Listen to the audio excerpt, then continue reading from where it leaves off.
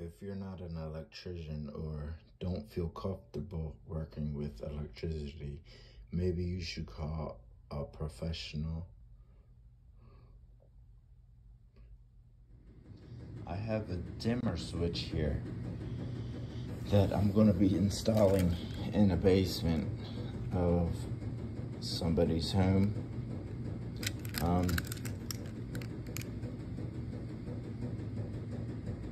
It's a nice one.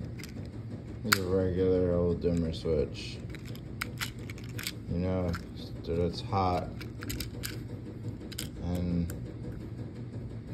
this is, it's red. These are red. Which, I guess they changed them from silver to red. I think green is always ground. So, this particular dimmer comes with the faceplate. So have the faceplate and you get directions in case you don't know what you're doing. In this case, I know what I'm doing. So let's get started. So first of all, I'm going to take the plate off.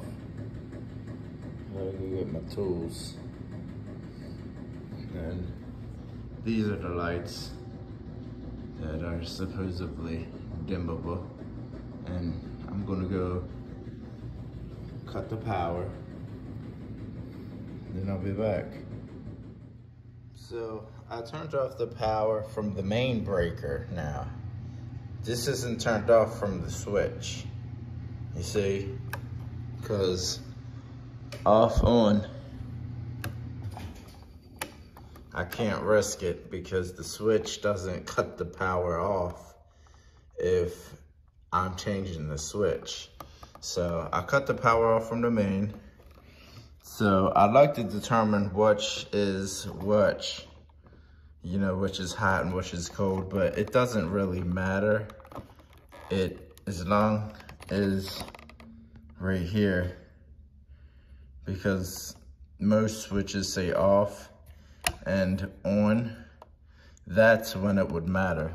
But I don't think this one says off and on anywhere. It's just a regular old switch, so I'm not gonna worry about it too much. It's just off, on, and then it has a dimmer.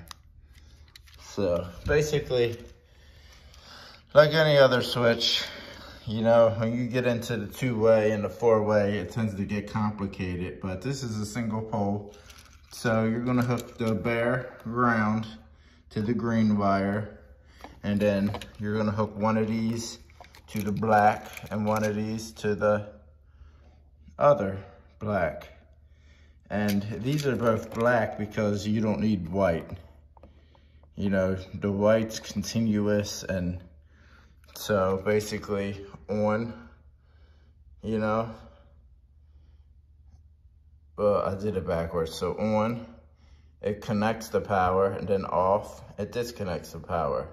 So regardless if the whites are connected, it's gonna be power, and that's how a switch works, off. So I'm gonna wire it up, and then I'll show you guys the finished product. So I just wanted to show you guys how I got these off. You know, you see the push pins, you push them in right here, the holes, they all got them nowadays. So it goes in here, right? So you can push it in. But see, the problem with these is that you can't get them out. You see what I'm saying? Like, you can pull it hard enough, and sometimes it just won't come out. So a trick to getting them out is twisting it. So if you twist it and pull, they come out, and then you don't have to cut it, and because especially if it's not damaged, then what's the point in cutting it shorter? Because it's going to get shorter and shorter. And let's say you have to come back and change dimmer switch, you know, that's the secret. I mean, after so many times, you damage it and then you're gonna have to cut it. That's why I like to use the screws and just be careful with it. But sometimes people get lazy, I guess. I don't know what the point of doing it is, but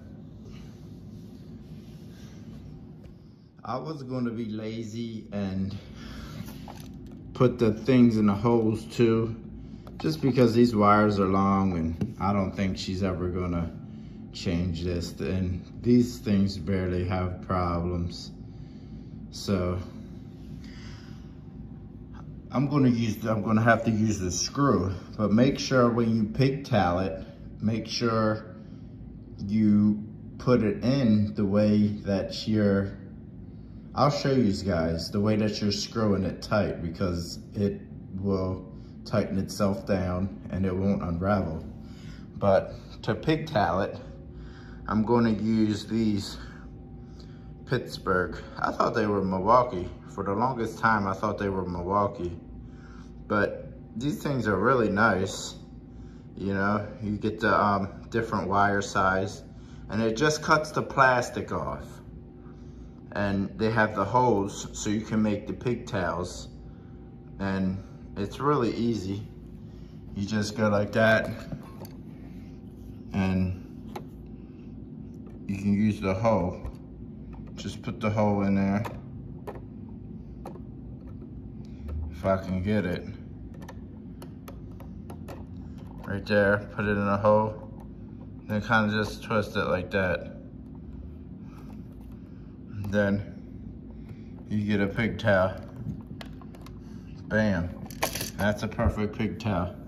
You can always make it smaller, you know. But what you want to do is the way you're tightening the screw, I'll show you. Let me pigtail this one, and then I can show you. Well, I can show you one here. So let's just say you tighten the screw this way, right? That's how you do it. Righty-tighty, lefty-loosey. So righty-tighty. So I want to go on like this, because righty-tighty, you know, I'm going to be tightening it, you know? Now, if I had it the other way, I will be loosening it, and then it wouldn't be biting more wire. It would be rejecting it, and then I'll actually have less wire. So that could be a secret to why these switches go up, is because there's not enough connectivity. Now you see this one is pigtailed, so I pigtailed it that way, because righty-tighty, and it actually grabbed more wire, because see the end where that's cut, that could reject it, and it could be halfway off the screw, and that would be bad. See how it's like half of it's under the screw, and I screwed it down tight too, so that way I don't have no problems. The finished product. So I got in here after I turned the switch on the breaker, and it was off. So I kind of got scared. I kind of thought, man, I hooked it up wrong, but nah, it doesn't matter. The black and black, they're both the same. It's just the power. You know, this cuts the power off and contains it. And when you switch it up, it connects it. So it's like a thing. So like that. And then when you turn it on, it connects the power. You know, so it's like that right now. But when you turn it on, it connects the power. And then this is the dimmer. Right here, dimmer works. Down. You see how the light goes up and down, you can see. And then up. So I'm gonna put it together, and I mean, I could use this same switch, you know, see it works, but I don't know if she wants me to use it or not. So I'm going to give her a call and see what she wants me to do. with the whole thing because I think it looks nice. She just don't know that she can use it. So we'll see. Let me put this back in and I'll take a picture of it and post a picture at the end of the video. Obviously, the screw goes in the hole, and then for the plate, it has 2 screws for itself. And this button, I don't know what that button does. I guess that breaks the fuse. The fuse is in there. So you can change out the fuse and not the whole switch. But you got the idea.